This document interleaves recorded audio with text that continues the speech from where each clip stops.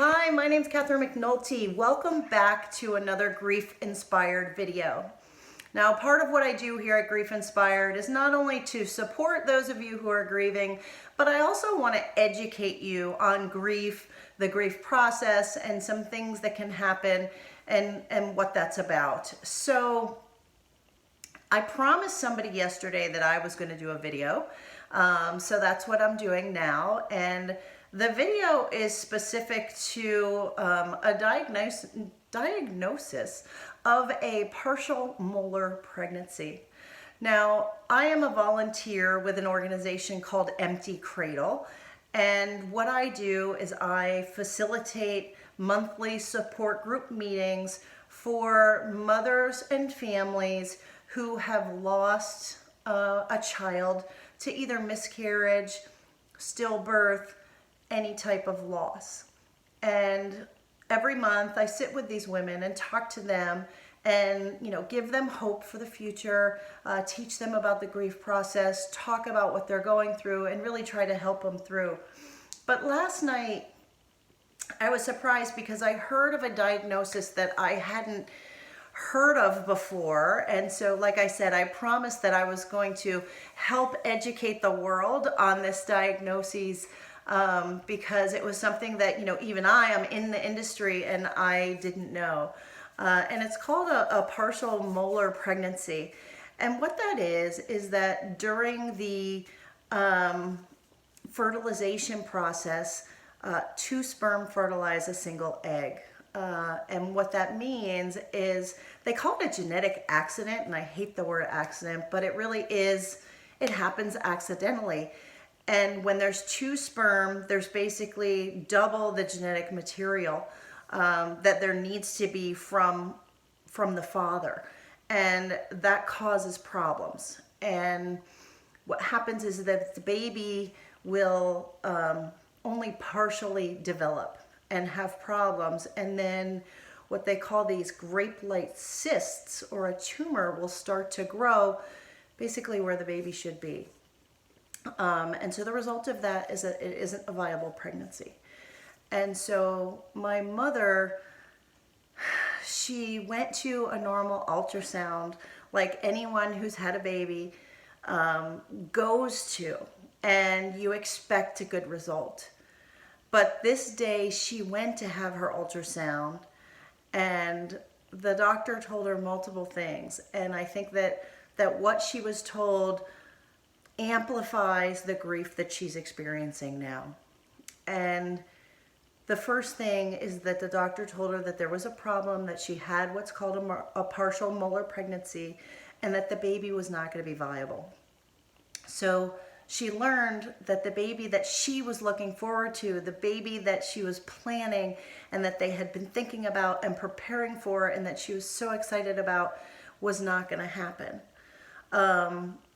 And with a mother who's over 35, hearing that is devastating. And it's anxiety provoking because you feel like you don't have enough time. But in addition to that, with the partial molar pregnancy, you have to remove all that tissue. And so they do a standard, what's called a DNC, to remove all of the fetal tissue. And the complication with this is that if they don't get all of the tissue, and it's hard to get all of the tissue out, that the cells can continue to grow and become a tumor and become cancerous.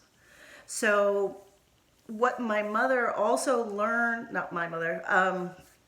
what the mother also learned this day was that she also couldn't try to get pregnant for likely a whole nother year, and she has to go and have monthly blood tests done, a reminder of what has happened, and to measure her HCG levels, and those levels need to go down. And if they don't go down, that's a sign of a problem. And if once they do go down and they're back to normal, then she can try to get pregnant again. But for this mother, the grief is so devastating because, like I said, she's grieving the loss of the child. She's grieving the potential loss of her own health because she was told that it could turn cancerous. And, you know, she's grieving the possibility that she might not have enough time to actually get pregnant again because of her age. And, you know, there's things about grief that sometimes we don't understand the magnitude, and there's things that amplify our grief. And all of these things independently would cause someone to grieve. But she's in a situation where all of them have combined, and it's even more challenging. So I feel for her.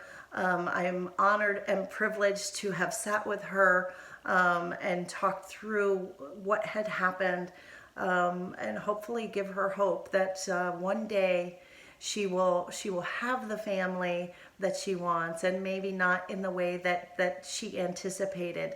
But there are there's always another way. There's always an alternative. And sometimes it's not what we expect. But I wanted to just share this so that all of you can recognize that this type of grief, or even the grief that you're experiencing, whatever you went through, is trauma. There is a lot to it, and it's not to be taken lightly. And you should get support through the process, whatever that is. Whether it's going to a support meeting, whether it's talking to a counselor or a grief coach like myself, all of these things are really important. But it's to educate yourself on what's happening. So I'll end the video there. But if you have comments and you want to share what's going on with you, please feel free to do so there, or send me an email directly at griefinspired@gmail.com. Have a great day today. I hope you found this video helpful, and we will talk to you soon, because I want you to be grief inspired too. Have a great day.